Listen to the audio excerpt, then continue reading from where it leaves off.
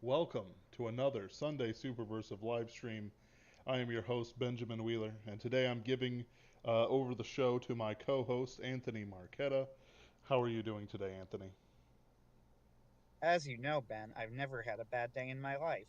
Actually, I will break the normal silence I have on my personal life to tell everyone that I came in second place in a chess tournament and I won $6.50. Truly, this is everlasting glory. The gods have placed you in the cosmos, in the strength of your mind and in your hand. Your white pieces and black pieces, onyx like, tree like, have felled their opponents and spilled their red wine blood upon the Ilium grounds. Something like Yeah, sure, everything you just said. that.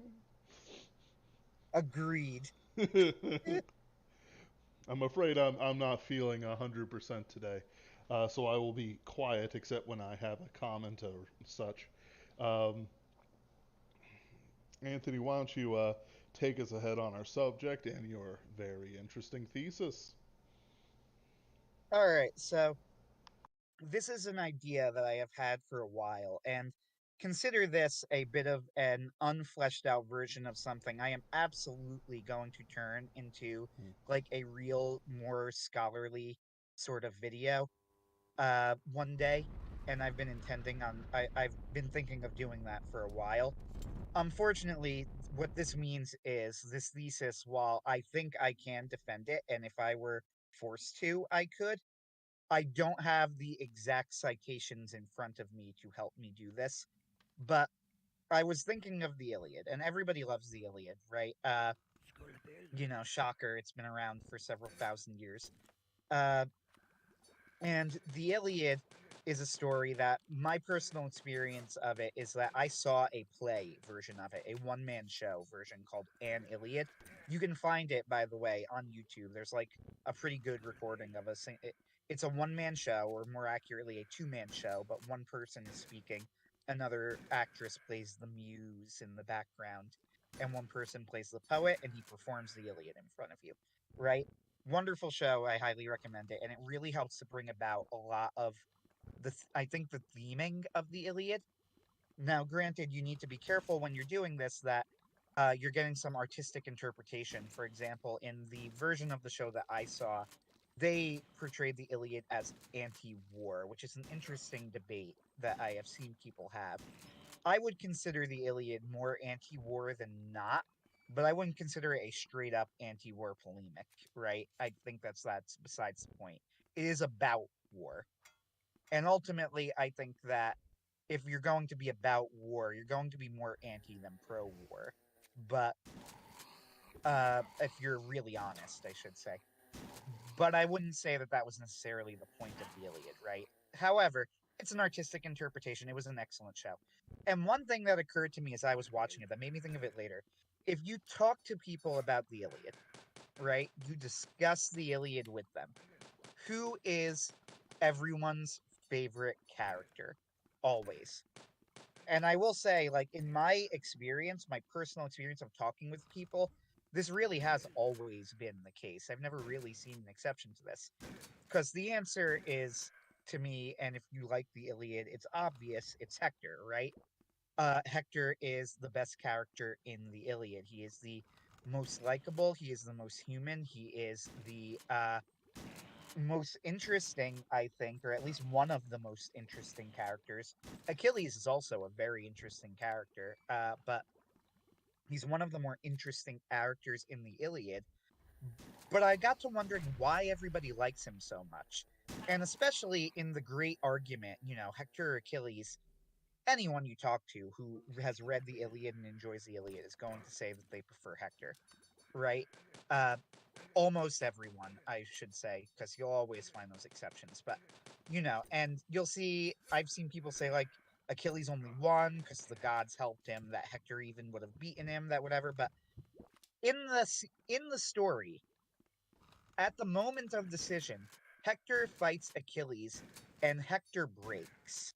He flees. He runs from the battle. He only fights. when it is clear that he can't run anymore. So, why is Hector more beloved than Achilles? Achilles didn't break. It's true that Achilles didn't fight earlier in the story, but that was not out of cowardice, which we know because when Achilles did fight, he fights like this isn't Homer's metaphor, it's my own, but he fights like a demon, right? Or simile. Uh, Achilles fights like a demon.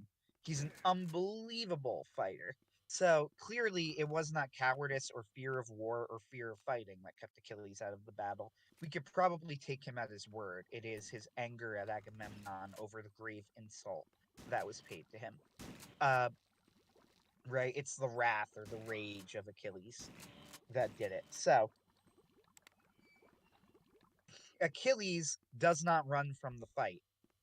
He stands and fights and he wins, and he eventually dies in battle. And he even knows he's going to die. That's the other thing. The Iliad has this very strong sense of fate hanging over it. The Trojans know they will lose. The Greeks know they will eventually win if they keep fighting, although they need to keep being reconvinced of this.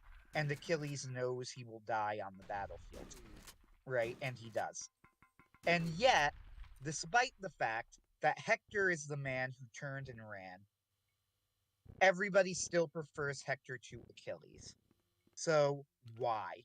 What is it about Hector? What is the thing in Hector that makes everybody love him so much? And what does this say about the Iliad and about what Homer is trying to say?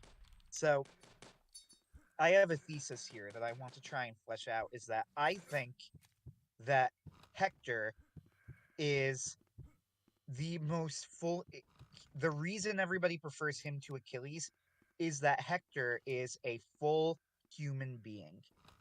He is heroic, he is flawed, but in ways that are so understandable, so eminently easy to identify with, that it does not even occur to you to blame him for turning and running for what he did.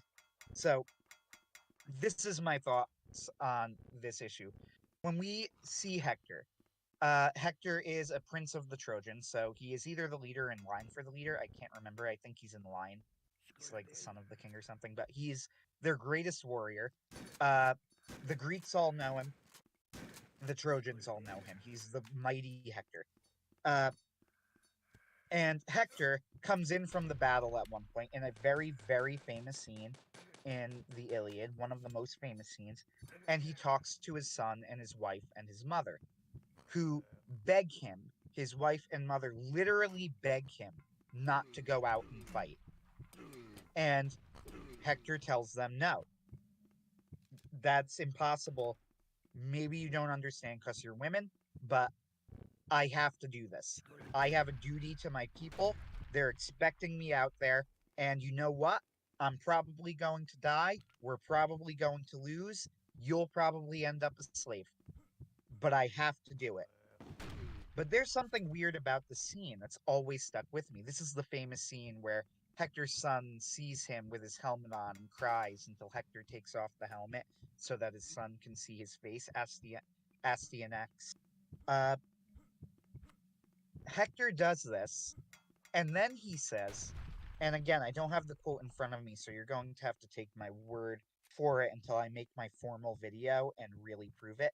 Uh, and then he says to his son that he prays to the gods or he hopes that his son will become an even greater king than he is. Now that's weird, right? Like, that's a weird thing to say after you've just gotten done saying that the Trojans are going to be defeated and you're probably going to die and your wife is going to be a slave. And what this tells me is that even though Hector understands that he needs to fight, he has a duty to fight, he understands intellectually that this means he will probably die and he will probably lose. He hasn't really accepted it yet. He doesn't fully understand the implications of, oh, wow, I'm going to die. We're going to lose. Like, my family is going to be enslaved. Like my son, you wouldn't say your son is going to be a great king if you really believed that. So I think, and this is my theory in the Iliad, is that although Hector does know this intellectually, he would be able to tell you, yeah, I don't think we can win. I think I'm probably going to die on the battlefield. I don't think Hector really believed it. I think that he's not consciously lying. He's definitely not lying. He is being very honest when he says this. But the reason he says that to his son is because he hasn't fully accepted that this really is their fates. So you go forward in the battle, and Patroclus is out, and he is fighting, and he is wearing Achilles' armor. So the Greeks and the Trojans at this point think it is Achilles, the greatest of the Achaeans, the Greek warriors, right? And Hector kills him. And this is the second moment. It's one of the great flaws of Hector. Hector claims to his wife and his mother that the reason he is fighting is because it's his duty. That's the reason that he's doing it. It is his duty to fight, so that's why he has to be out there. But after he kills Patroclus, he does something. He commits really his fatal sin, his fate, the moment that seals his fate. He puts on Achilles' armor. And remember, it's Achilles' armor. It's not Patroclus' armor. Patroclus is wearing Achilles' armor.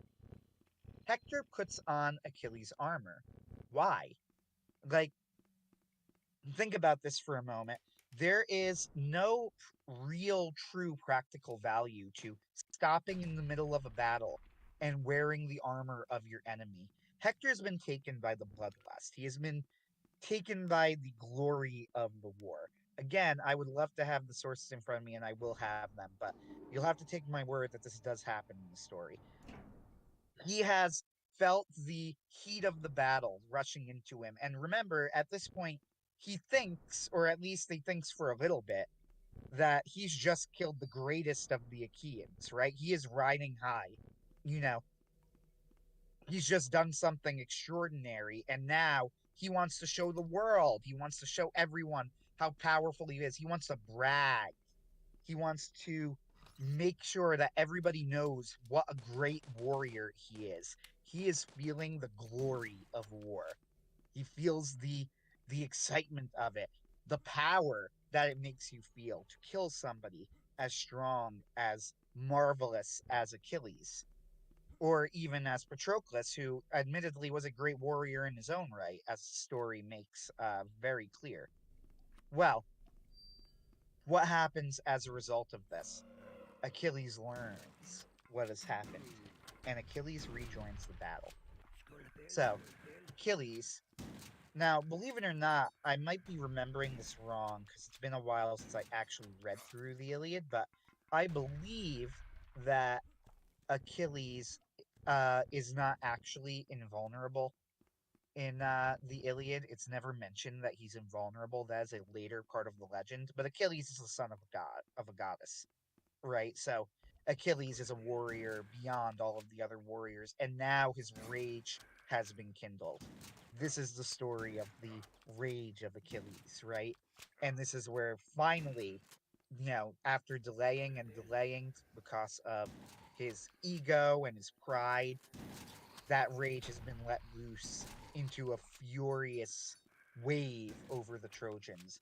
Achilles is described as fighting almost like a force of nature by Homer. He's like a rushing river.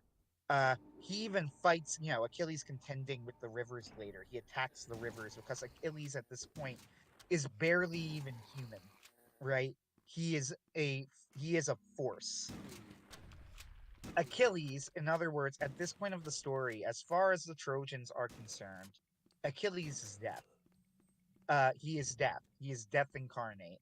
You cannot fight him. If you fight him, you cannot win. There is no doing battle with someone like Achilles.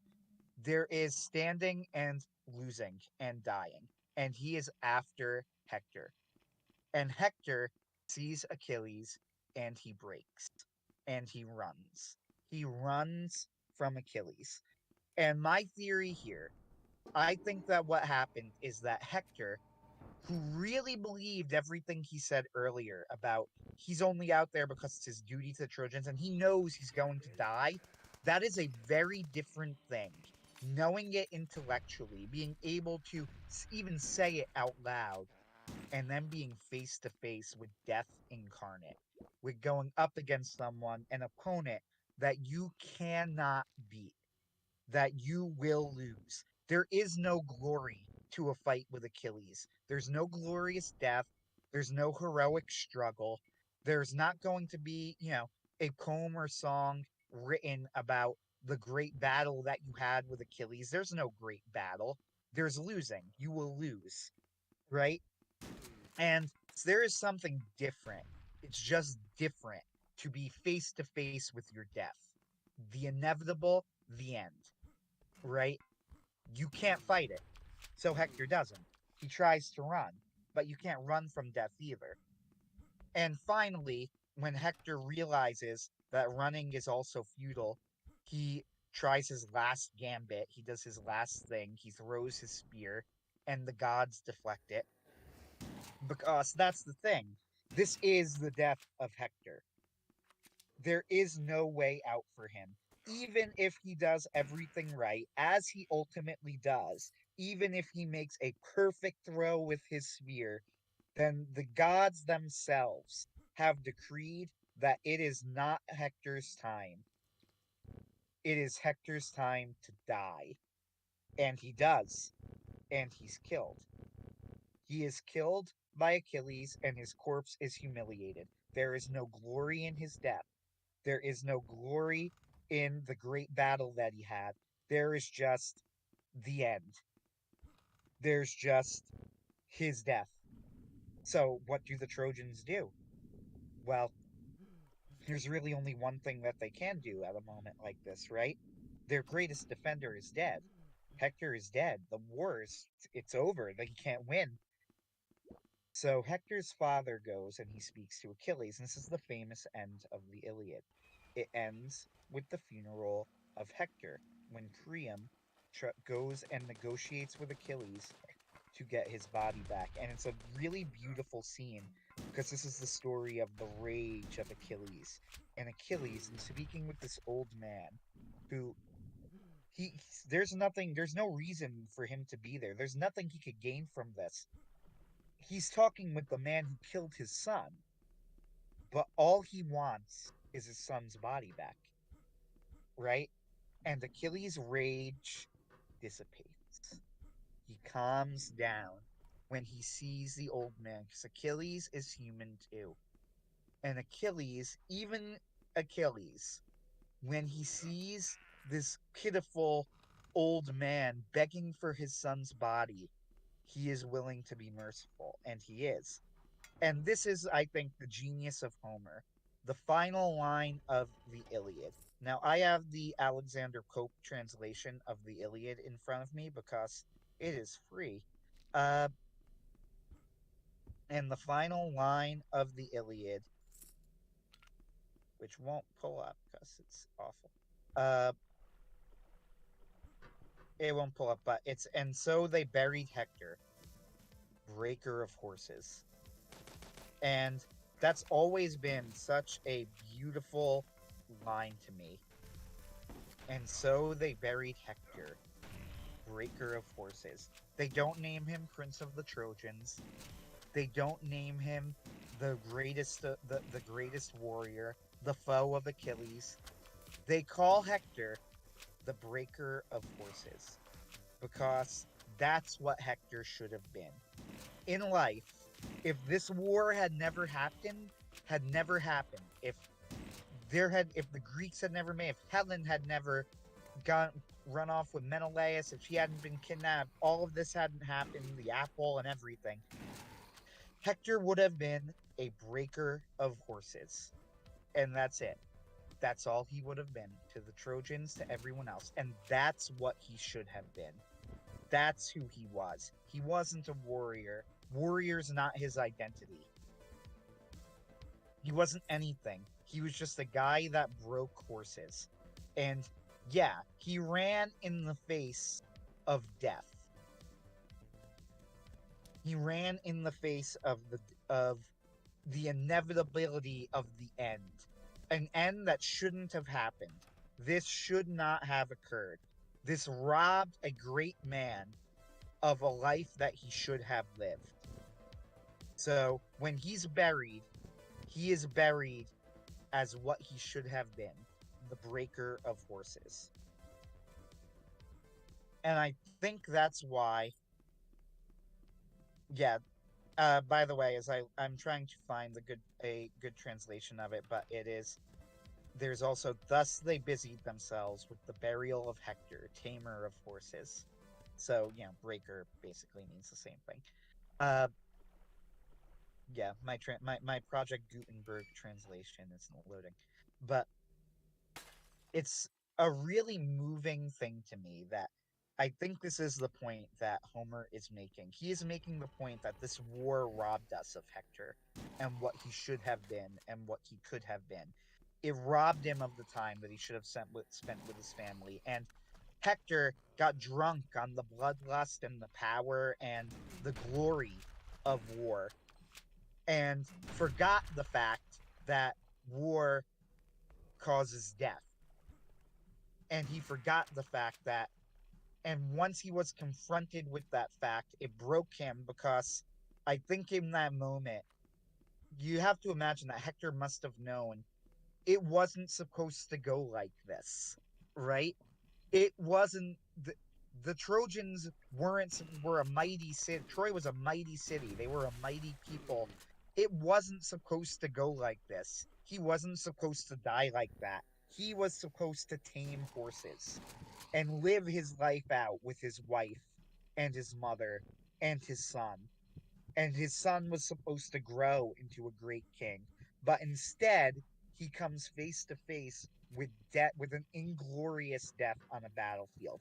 It's not even a good, glorious death. It is an inglorious death where his body is dragged. And the people don't care. The people of Troy are beyond caring at that point. They just want his body back. They want it back because they know the man that Hector was, and that's what they've lost. You've lost in this war something important, right? You've lost a breaker of horses. That's what you've lost, right? You might have gained a warrior, but so what? He's dead now. He's dead because of this war. What you had was the breaker of horses. So, what did you have to say about this, Ben? You mentioned you had questions for me before. Yep. Let me Make make your sure commentary. I'm coming through. All right. So there's a lot to like about Hector. I like him most of all for his loyalty to his family and the concern he has for Troy. He is a man, a defender of his people, of his family, and that's incredibly admirable. He is also a great warrior in his own right. You know, in different times, he might not have been merely some sort of defender of the city, which is itself very virtuous, but Yes, also a raider and a pirate of sorts, but a leader of men who would bring great glory and honor back to Troy in the form of booty and slaves and more. Excuse me, forcibly indentured servants. So you would have this contrast between what could be, and what is. And it's very clear in the Iliad that war is being honored in the stories. That these things that what is valued in men in this case is their beauty of arms and their warrior spirit and how they die. There are several scenes in the Iliad where people fight each other and slay each other, and there's very naturalistic descriptors. He fell like a tree, his beautiful thighs running red with the blood of the spear, which struck him through like so on and so forth. Very, very gory in all the best ways. Um, in other scenes where it's like, oh, you have captured me, Menelaus, my family is very wealthy. If you will capture me, you will, we will pay a great sum of money for me back. And Agamemnon comes up and goes, hey, these are the people that stole your wife and dishonored you. Kill him. And Menelaus does so. because Agamemnon is ferocious. Uh, you see this stuff, and you also see, like, some people have said that Achilles has the manner of a steppe barbarian. He offers meat and milk to his visitors, that sort of thing. Um, he stays in a tent. He is able to pick up his things and go whenever things don't go his way. And quite frankly, without him, the Achaeans never had a chance of victory. It's weird too, reading about Achilles. It's very hard to grasp what Homer wants you to think of him, I think, at times. Like the Iliad opens up with with its rightfully legendary opening lines, right? Yes.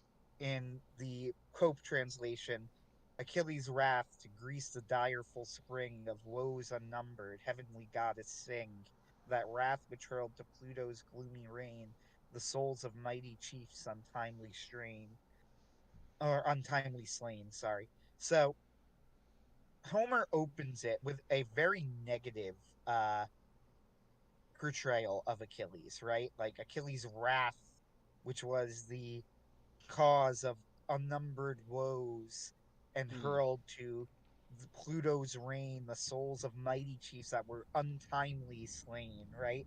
Hmm. So he appears to have a negative view of Achilles there. But I don't know. I am unable to imagine their culture enough to know whether it's negative or not because they told this story, and like you said earlier, you have to be a little pro-war to enjoy this, to write this. um, I think in a way that there is, for what the Greeks anyway, passes virtue, especially for a warrior. Achilles had been insulted. It was his right to stamp his feet and say, you can't get away with this. I am not your servant. I am a freebooter who was hired for this excuse me, for this purpose of war. And then you contrast it with what Paris did. There's a lot of parallels there, and you see how these characters sort of deal with it. Hector doesn't say, Paris, you're going to get us all killed. He believes in his power to defend Troy. But he also, they mock Paris sometimes and whatnot. But in the end, it is Paris who kills Achilles, and there's many lines about it. Paris has his own day of glory. So does Hector. There's an argument that there is a sort of non-virtuousness from a Greek perspective. Um, that Hector was not as virtuous as might be expected. That in reality he should have been out of Troy, taking by force that which was freed for him to take by arms. That instead of being a sort of passive defender, he should have been active and bringing glory to Troy. I can't say I agree with this, um, but at the same time, it is a compelling argument to me. If we have a very vicious warrior culture which glorifies and glamorizes war, and I will remind you of well, I won't. I don't know if I would need to remind you. Excuse me.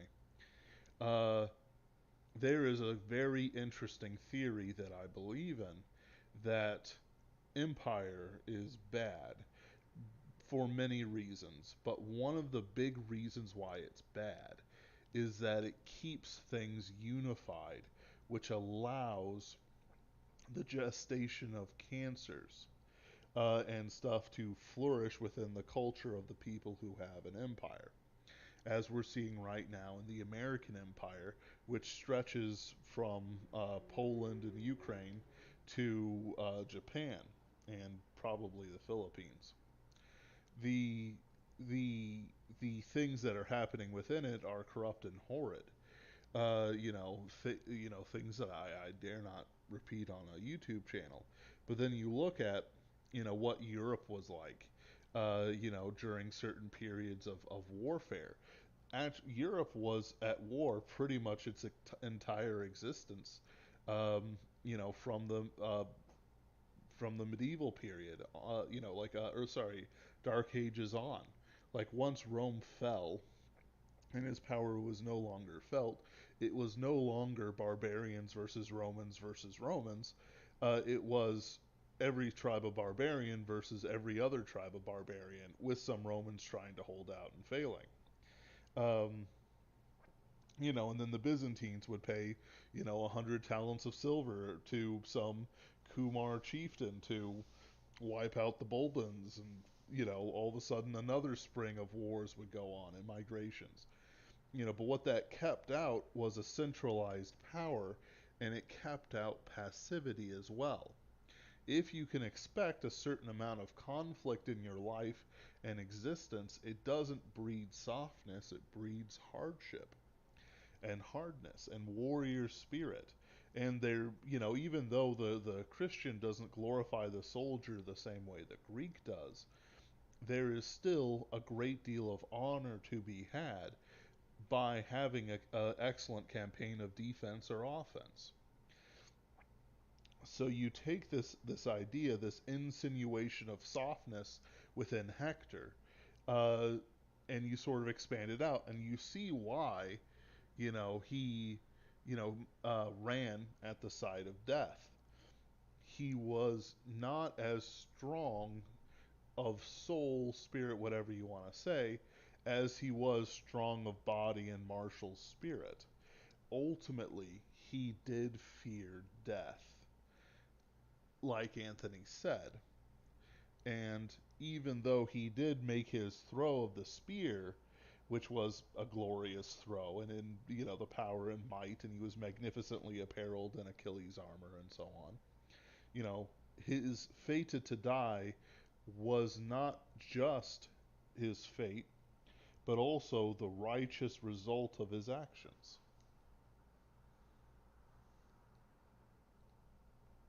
Hmm. I think you're not wrong, right? With that interpretation. I think it's multiple things. My Hmm. point isn't, I was trying to understand, like, why do we all love Hector despite that? Yes. He very clearly and definitively failed.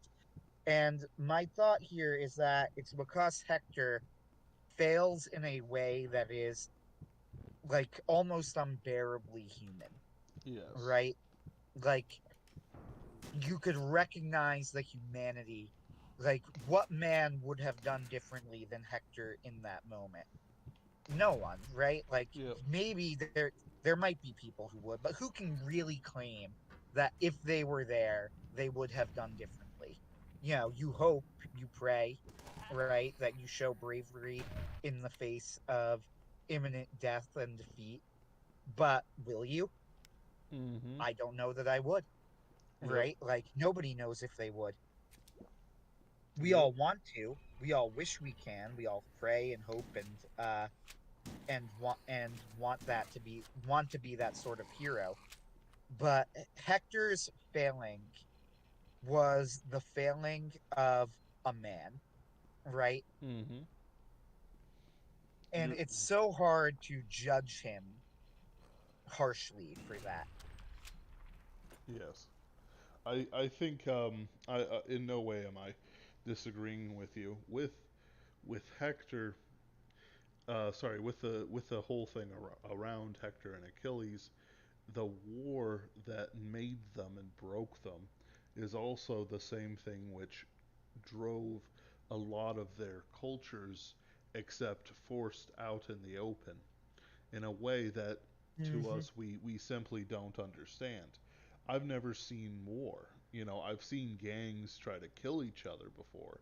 I've seen threats. I've been threatened myself, but that's not the same as having two powers fight each other. Even now, with the things we're seeing in Russia, it's not some glorious war of taking the hill, of ungodly willed soldiers, of pursuing human perfection against the pragmatic and Christian American forces. Nazis versus Americans. It's drones dropping grenades on scouts, and they then publish the video of some poor son of Slav getting his legs blown off and dying horribly alone in some ditch. Like, that's not some war that we can glorify. Recently there was a report of some school being hit, and then people pointed out that one of the arms sticking out of the wreckage, or one of the rescuers or something, had ranger tattoos on him. Like, it's like, well, you gonna claim that this wasn't a military target if they were holding military men, or at least men who tattooed themselves as elite military infantry? Like, are you like, what, are we stupid? Yes. But it's, you look at that, you see things in Africa where there are roving bands of cannibals, and then you look and, you see the warfare of corporate suits who use sexual assault accusations like spears in the Trojan War. It's there's no glory. There's no glory to be had.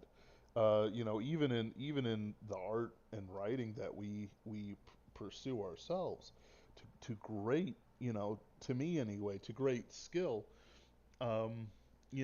There's no audience for it, no publisher, no no thing that we can rely on, that even the creatures of the 1970s and 80s and 90s could rely on, and they often were evil. So you see that even though I'm not a black-pilled man, there's still great hope in Christ. The search for ever-living glory and fame of infamy um, is incredibly difficult to achieve at this time.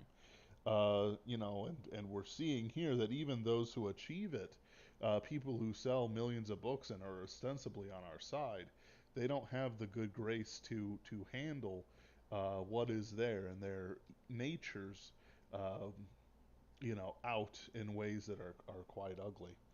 Um, so the parallels is to what we have today is something completely unknowable. So certain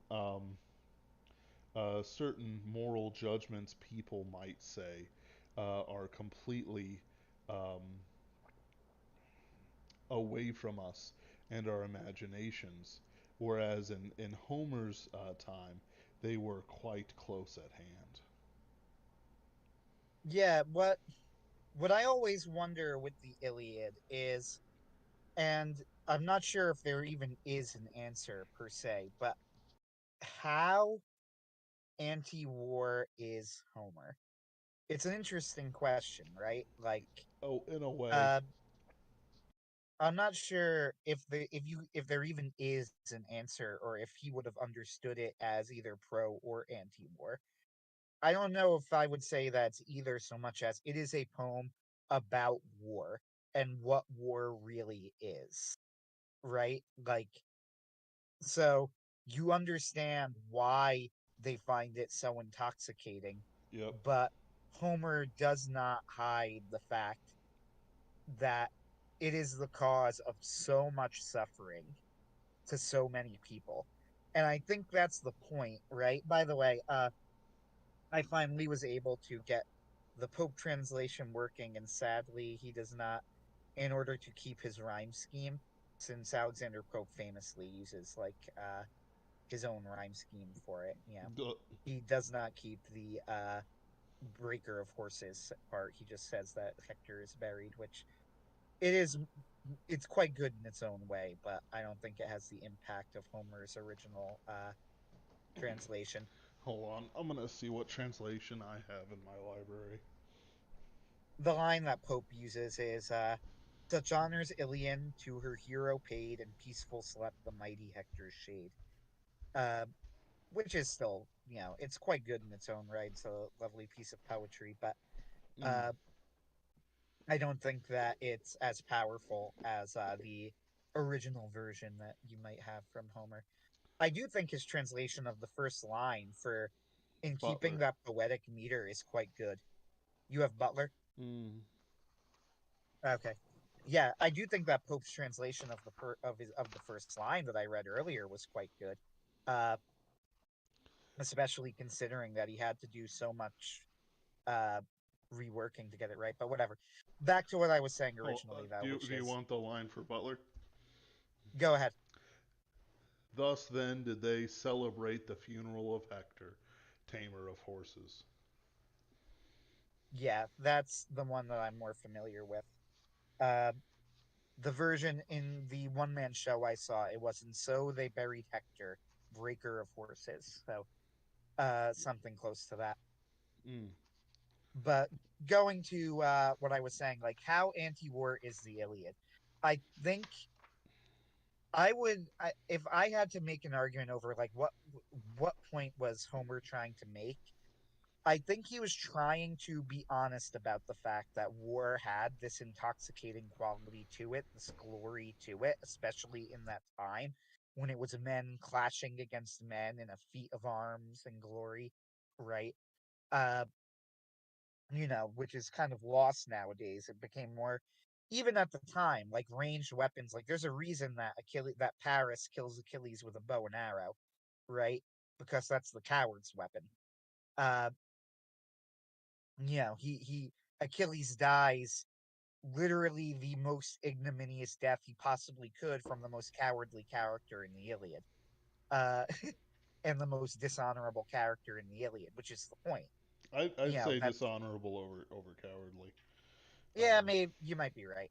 Uh, just because Dishonorable might be better. some of the people like didn't even want to fight, and there is I believe a certain amount of moralizing that if the call is there for you to fight and it's reasonable for you to do so. And by the way, it would have been unreasonable for Achilles to fight if Agamemnon. Sorry, it was unreasonable for Achilles to fight with the insult from Agamemnon still standing. Yeah, I want to find this. I read a fascinating article on that whole topic that said, like if you think about it, Achilles really only did one thing wrong up until like he got back into the fight. Like because Achilles had a totally reasonable, rational case for not fighting, right? Like he could defend it quite adequately and it made sense. They said so. The thing that Achilles did that is very difficult to defend is he asked his mother to like make who is a goddess to make life harder for the Greeks. Like that's difficult to defend.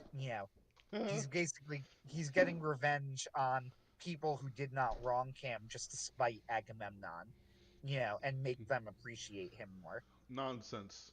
They're Agamemnon's servants and property. Therefore, hurting them is hurting him.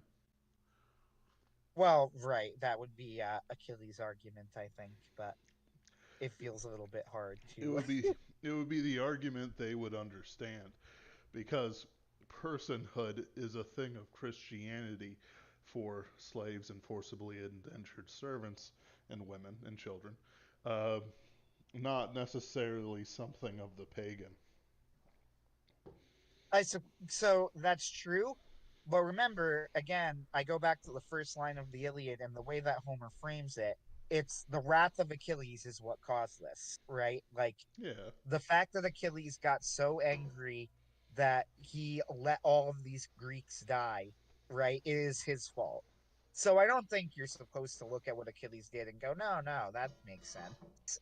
Well, Uh, I'm not saying it's perfectly moral, but I'm saying that there is reasonable arguments. I guess I think that's it. well, there is an argument for it, but Mm. I think you got to take the poet's words into account here. That this is the story of how the rage of Achilles, dragged literally like dragged souls to their untimely deaths is how he puts it, which is really strong words for you know uh, a culture that's so dependent on like trying to think about it, put it on fate, Mm. right? And they're saying that Achilles' actions dragged people to untimely deaths. Like That, literally, his rage was so strong it almost defied the fates. yeah. Uh, so, but going back, like, how anti-war is it? I think there is something to the idea of Hector at the bit when he's talking to his wife and his mother, tells them that, like, he would love to stay, basically, like, I'd stay if I could, but it would be dishonorable, and it's my duty to go and fight. So he frames it as, it's a dirty job, but someone's gonna do it, kind of thing, right? Like, Mm-hmm. you know, I have, it's just my job. I got to do it.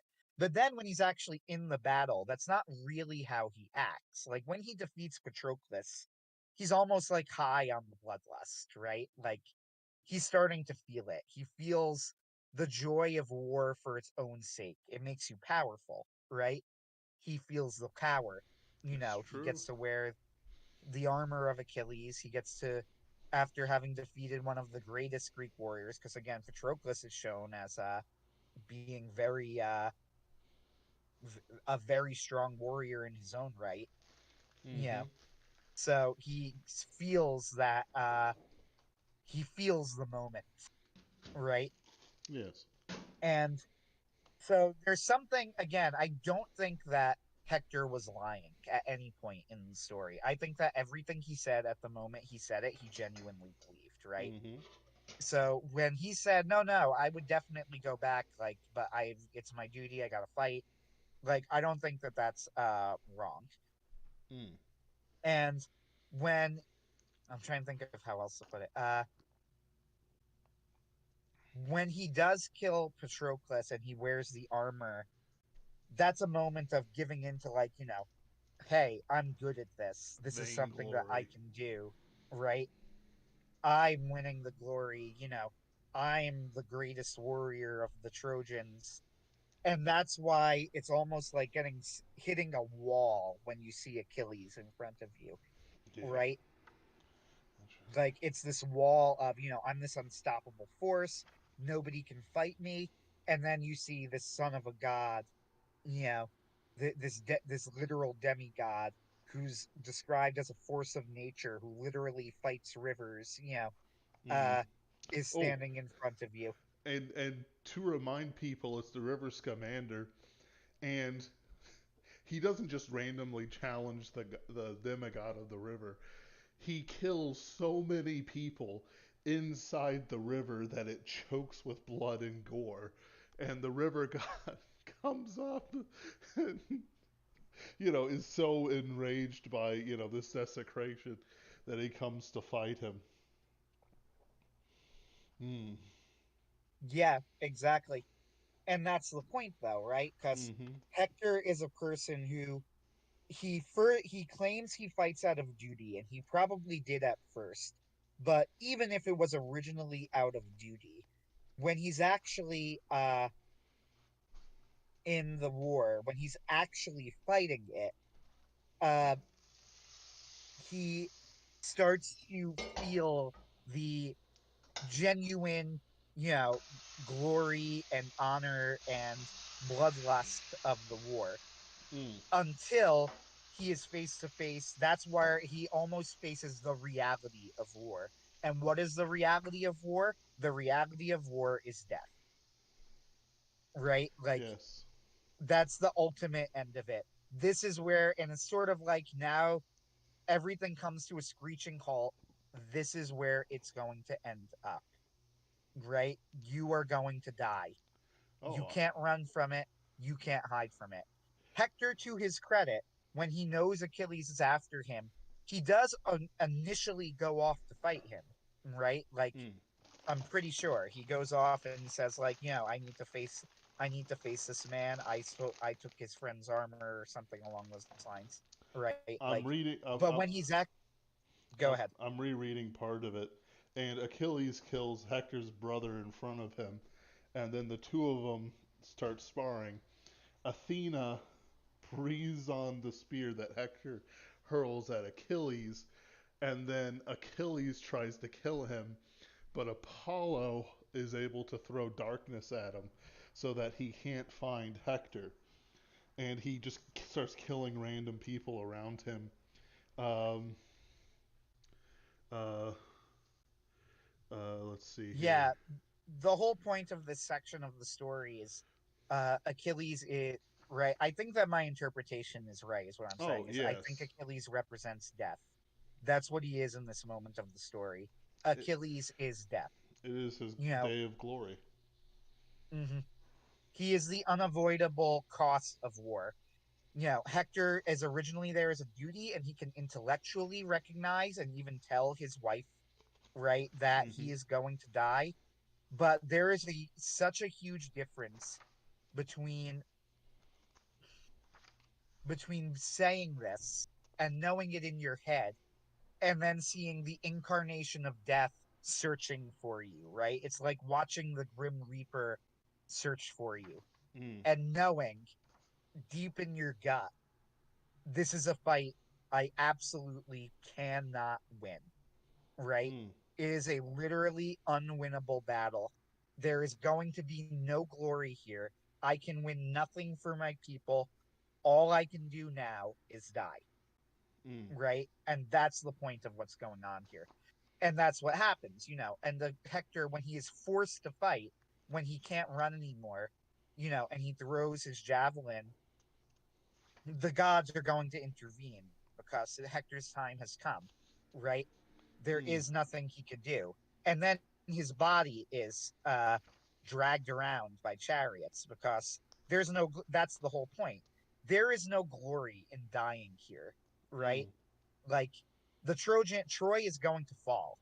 Hector is dead. His son's going to be thrown off the wall. His wife's going to become a slave, right? And mm-hmm. Hector dies. That's what your war got you in the end. So if I had to describe the Iliad as either pro or anti-war, I think it was both showing people here is why the Greeks and our people and our age values the battle so much, but also this is where it leads to.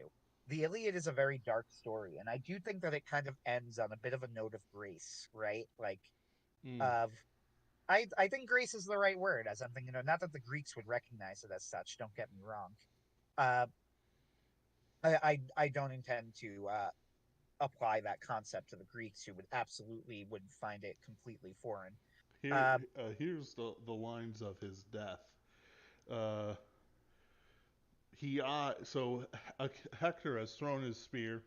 It has struck Achilles' shield, but has not pierced it. Hector is backed up. He is ready to take his blow and countermeasure.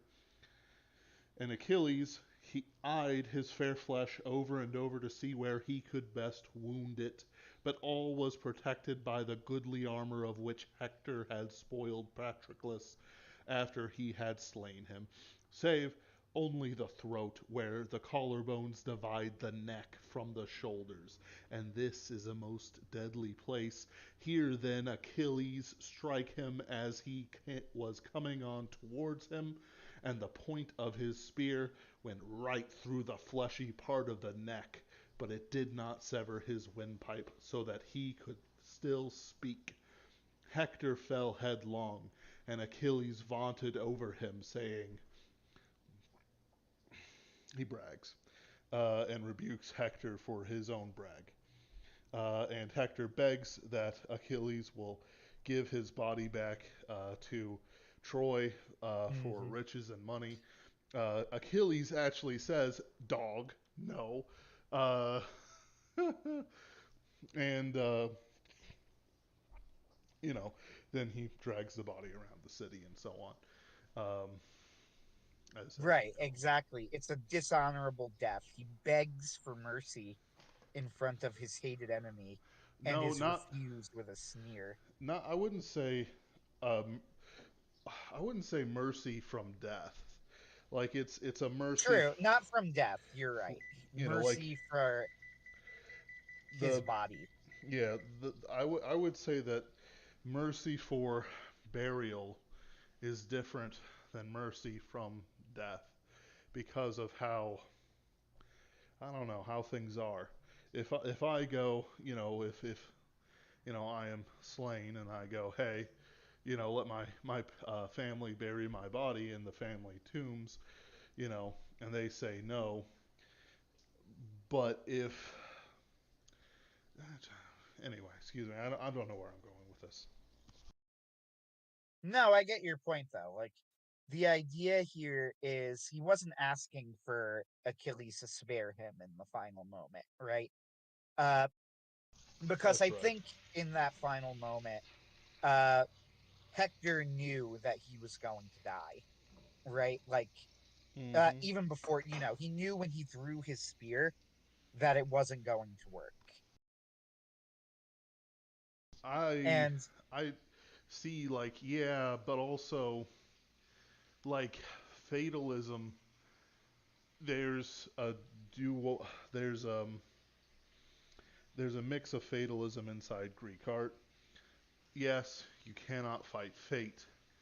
However, to simply be a sheep before fate is not praised in the same way that people expect either.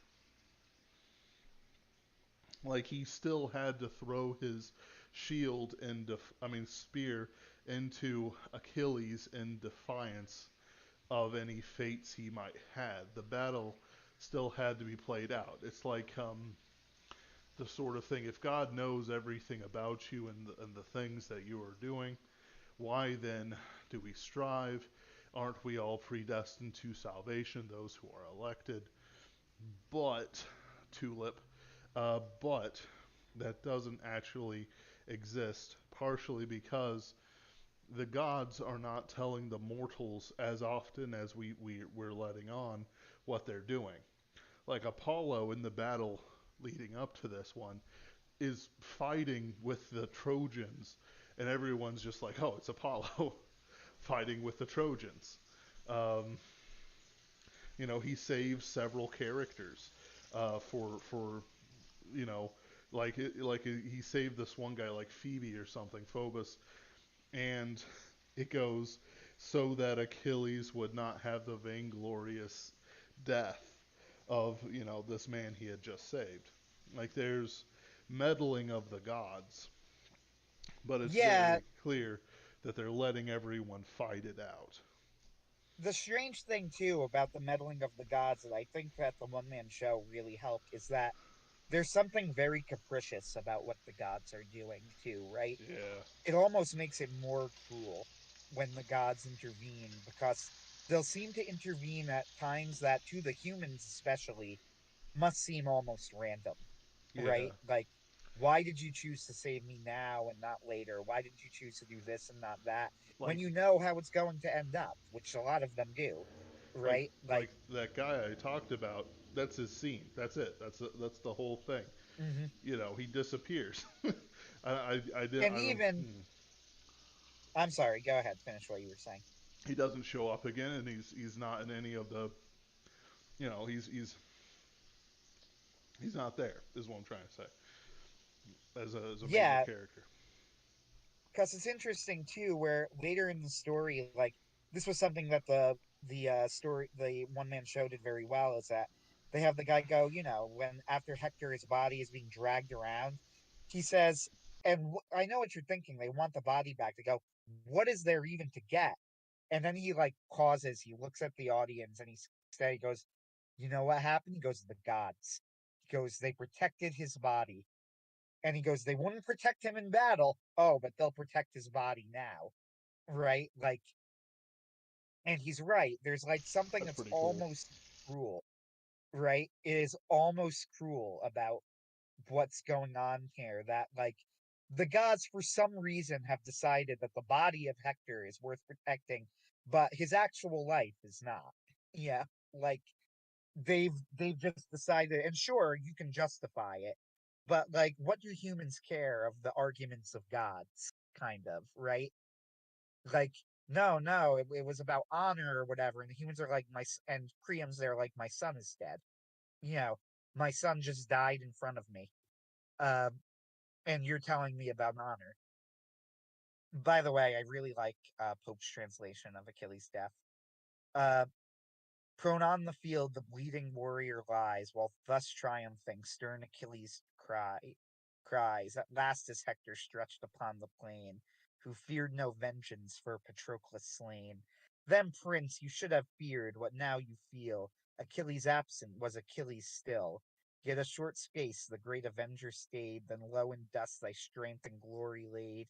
Peaceful he sleeps, with all our rights adorned, forever honored and forever mourned. While cast to all the rage of hostile power, thee birds shall mangle and the gods devour. Then Hector, fainting at the approach of death, by thy own soul, by those who gave thee breath, by all the sacred prevalence of prayer, ah, leave me not for Grecian dogs to tear. And then he says a little more and he goes, no, wretch accursed, relentless, he replies. Flames as he spoke shot flashing from his eyes. Not those who gave me breath should bid me spare, nor all the sacred prevalence of prayer could I myself the bloody banquet join. No, to the dogs that carcass I resign. Should Troy to bribe me bring forth all her store, and giving thousands offer thousands more? Should Dardan Priam and his weeping dame drain their whole realm to buy one funeral flame? Their Hector on the pile they should not see, nor rob the vultures of one limb of thee. Uh, I just really liked that way that he translated that. It's very dramatic. Uh, yeah, the whole point of that section, though, like, I think, yeah, I think that this is what Homer is doing. Homer is telling you, it's like, you see where the war has gotten you. Like, this is what we value in our culture. This is what we get.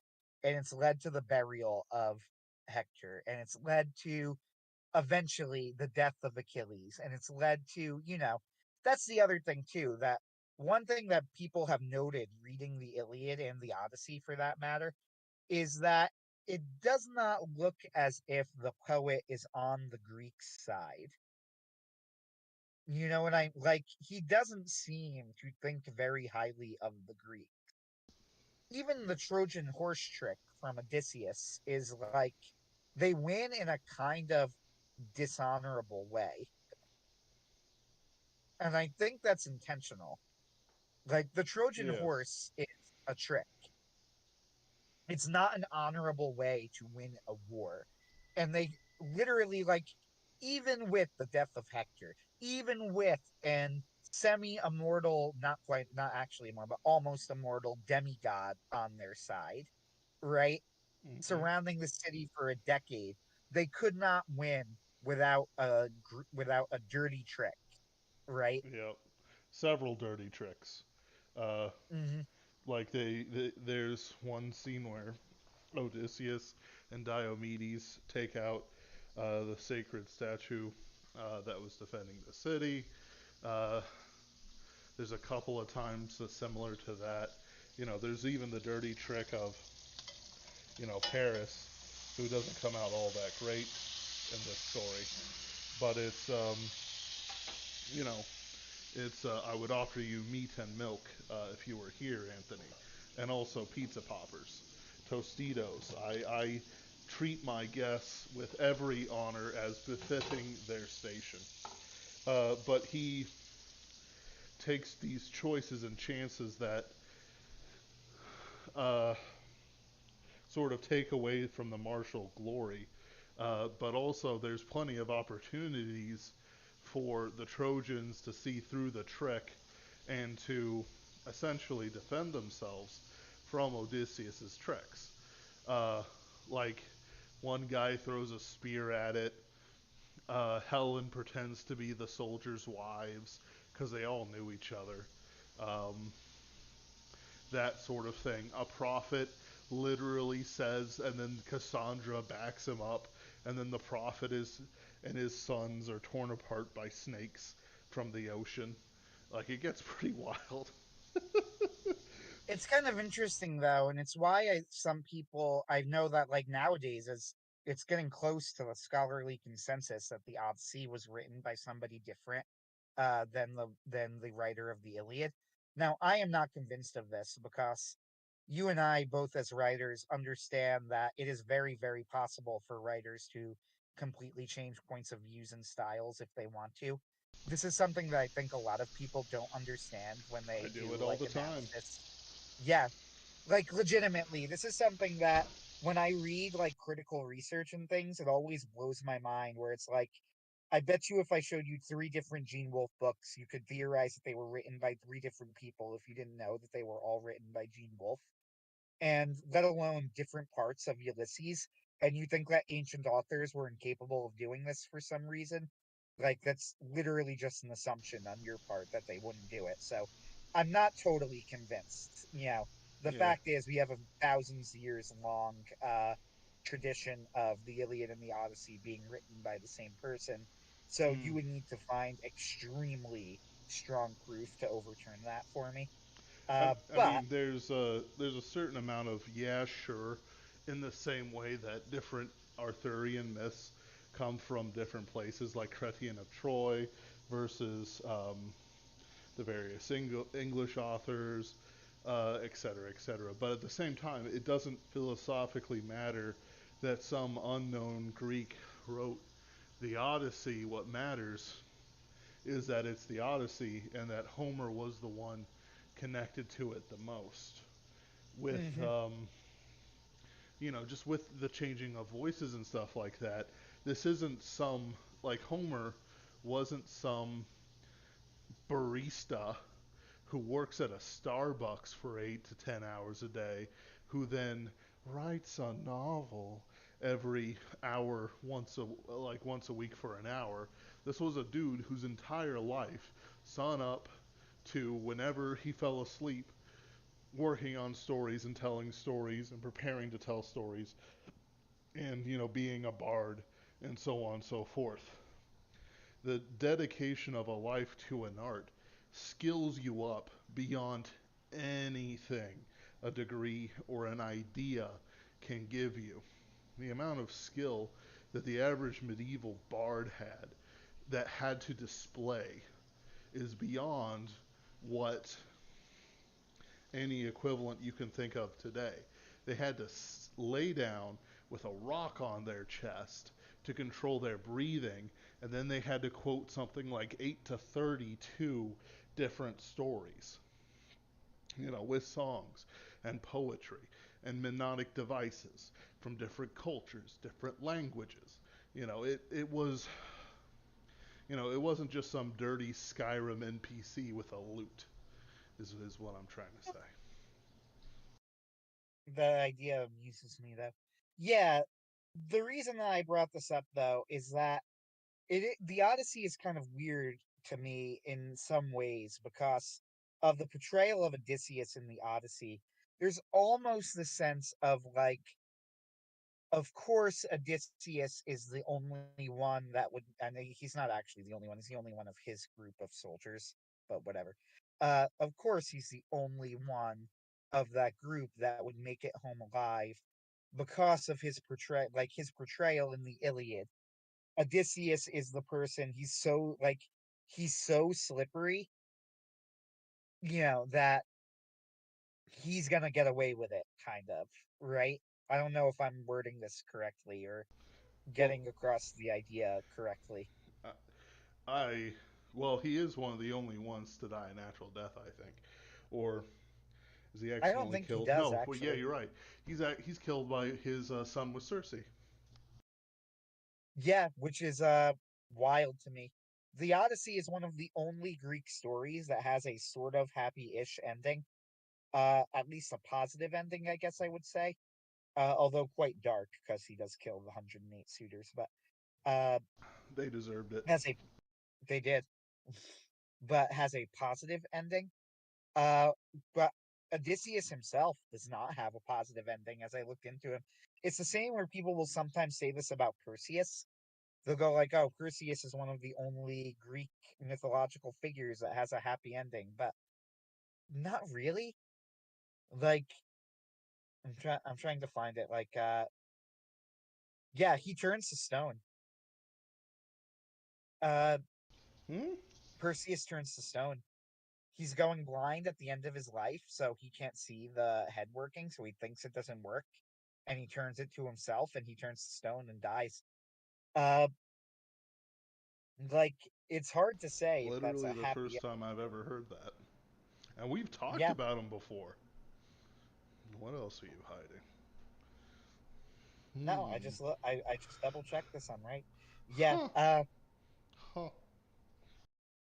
yeah, it's weird, right? Like, on the other hand, Perseus did have, just like Odysseus, he had descendants and a long, successful reign as a king, and sure, he died in some dramatic mythological way, but it's still pretty successful overall life, I guess. Yeah, pretty much. But I guess you could say the same thing with Odysseus. Like, he had a pretty successful overall life. Hmm. Well, yeah. It's like thinking back over specifically Odysseus's story. Uh, there are several points in time when his cleverness gets him out of some severe situations, but also has worked against him because guys like Agamemnon simply do not care how smart you are. He's brought into the Trojan War as being one of the guys who suggested the marriage alliances. Uh, Yeah, and yeah, you're right. and what he does, he pretends to be mad. Plowing his fields, and plowing up good corn or whatever it is. And Agamemnon's like, oh, he's mad. And sorry, the messengers from Agamemnon's like, oh, he's mad. He's crazy. He's, destroying his own crops and stuff like that. And Agamemnon's like, I see through this guy. Picks up his infant son and throws him in front of the plow to be trampled. And Odysseus can't trample his own son, you Like, know. I dare you. Yeah. I dare And you. so he proves himself not to be mad and has to fight in the Trojan War. And then you get the whole thing with the suitors and stuff like that, which Odysseus did nothing wrong in the murder of the suitors. He did many things wrong, many Hashtag Odysseus did nothing wrong. things. Uh, what's the Yeah, by the way, Homer has that great description of Odysseus as the man of twists and turns, but uh, at least that's like the common translation that I've heard. It's obviously one of those lines that has been translated a billion different ways. Yeah, but the man of twists and turns is the famous translation that I've heard, and it's kind of Odysseus is an interesting figure as well in this case because it's like on one hand it sort of makes sense that like Odysseus wriggles out of everything, kind of it is the overwhelming feeling you get with Odysseus is that he finds a way out, right? Like he'll Yep, come up with some trick or trap or clever way. But on the other hand, as you've pointed out, sometimes he's too clever for his own good and causes his own problems, right? Like yep, and he's portrayed like simultaneously as both like he's not an honorable person like that story with Agamemnon and the Trojan horse, but at the same time it's also like he is representing a different Greek ideal, which is intelligence, yes. especially an Athenian ideal, more than any other Greeks, but And especially since yeah, there's some studies that may say that if you look at their linguistics and how they thought and how they acted, their IQs could have been in the 120s to 140s baseline, much less their geniuses. So it's like, it's there, especially like you said for the Athenians. It's telling that Agamemnon and Menelaus are from Sparta, um, or Menelaus is certainly the Spartan king. Excuse me. I think is Agamemnon from Sparta? I Oh, don't I think he can't is because he's remember. a king, so he can't be, right? Menelaus I'm is, looking that is up. the king of Sparta. Yeah, since Agamemnon's a king, yeah, he's a king of Mycenae. It says as I'm looking this up, because I can't Yeah. remember. Okay, legends make him the king of Mycenae or Argos, though they may be different names for the same area, according to Daddy Wikipedia. Uh, Not and using I'm gonna take its word Infogalactic. You churl. Excuse me. because if I just Google it, it's faster. Just get the add-on that Infogalactic. turns Wikipedia into Infogalactic automatically. You're right. I shouldn't do that. Maybe I will. Yeah, as I look him up. Yeah, Mycenae or Argos thought to be different names for the same area. Okay. Yeah. Yep. Uh, Also, Agamemnon is also murdered by Aegisthus, the lover of his wife Clytemnestra. And you know what? Good riddance. I do not like Agamemnon. Everyone agrees. That is not a hot take. I know, I know it's not, but it had to be said. It's Had, true. had to be thought. Yeah, the Odyssey is interesting because it's like Odysseus is dishonorable in certain very real and specific ways. He tries to get out of the war.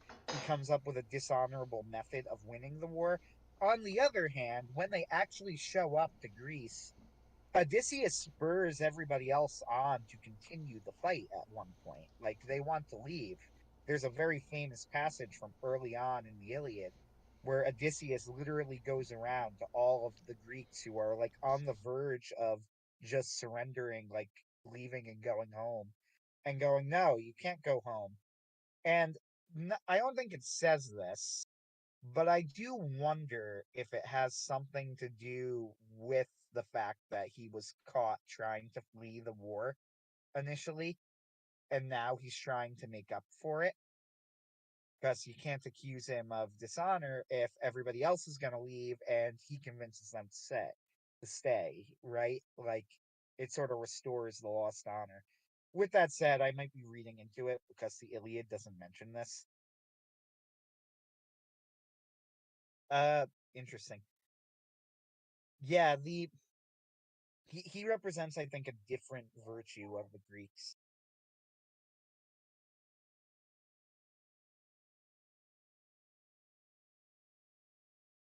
All right, people just yelled downstairs, which made me look up. But apparently, it's my dog who is a puppy just peed in the living room, which is kind of funny. That is pretty funny. They're like, "What? No, you can't." It's like, yeah, he's less than 6 months old. Fair. uh, he does pretty well normally, but they're annoyed by him.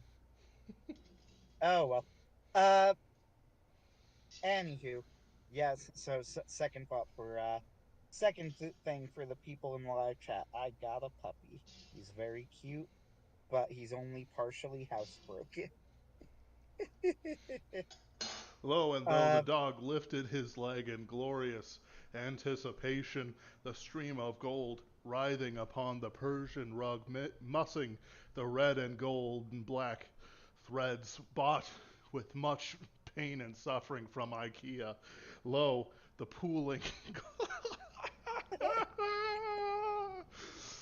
and on that note, you are ill, and I did not prepare my quotes in advance for this, so I don't really have anything else to add at this point. Do you have anything that you want to say? I think a short stream for today is not so bad. It's pretty And necessary. I am ill of spirit, as some people on stream know. My brother died some months ago, and we scattered his ashes last week. And the sorrow of it, even though I am absolutely convinced that we will meet again in heaven, uh, there's about 50 years between me and that. Perhaps more, perhaps less. Uh, Certainly more if I have any decisions to make on it. So the grief still comes upon me. Uh, suddenly.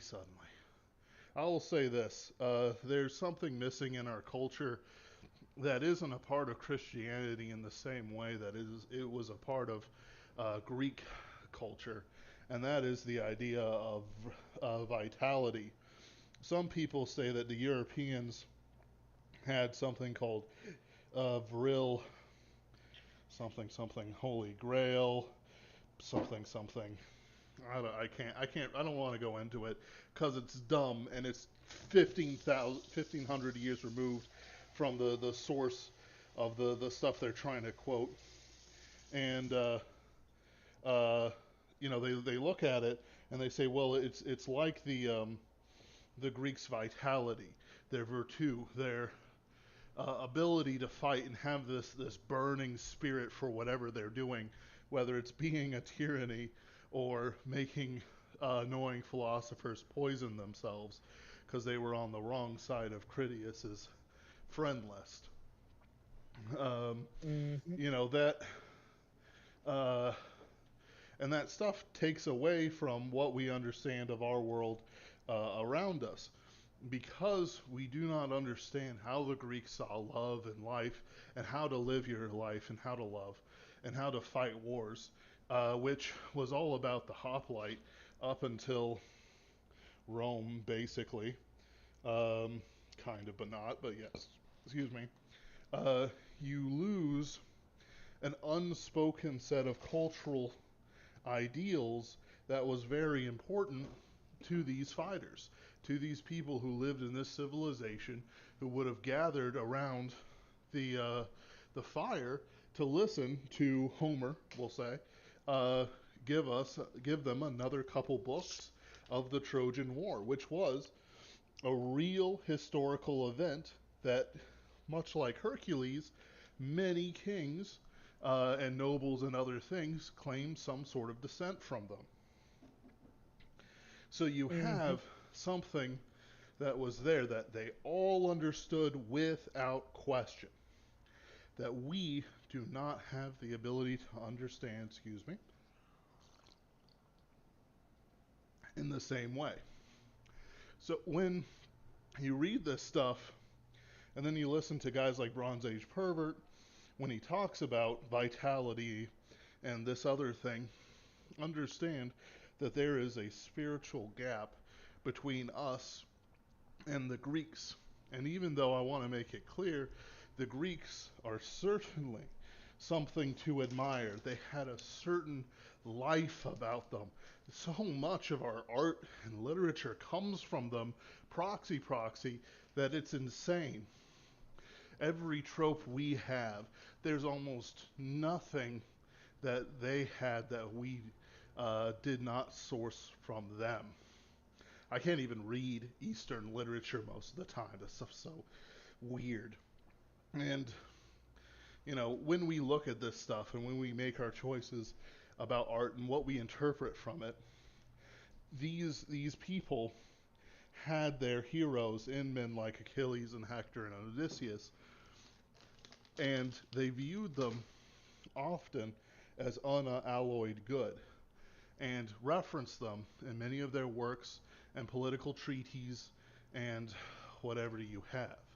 So just be careful when you read it for yourself that you take the ideas and don't put only our Christian virtues and ethics to it, because we do not have the same sort of physical presence that the Greeks had, but rather you understand that these people were always of the body, of the here and now, of the everlasting glory.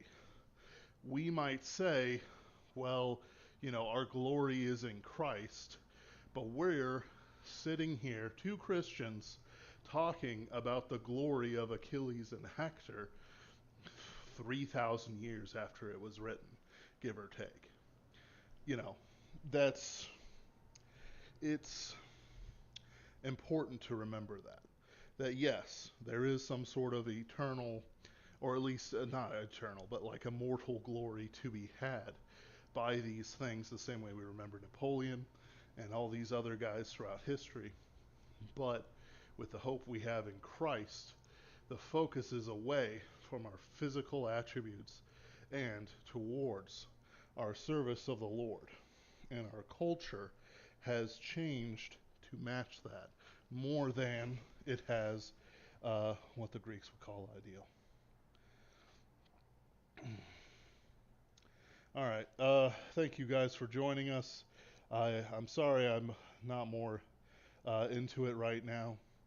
Um, we'll have next week where we'll have Kursova to talk about his latest Kickstarter. That man is a machine, and we will be happy to talk to him. And the week after, Lord willing, Rachel Fulton Brown, a fellow alumni of UATV, who will be talking about her own projects. Thank you all for joining us. Do pray for me. Do pray for Anthony for the things we have in our plates. And we'll see you next time. Happy Independence Day.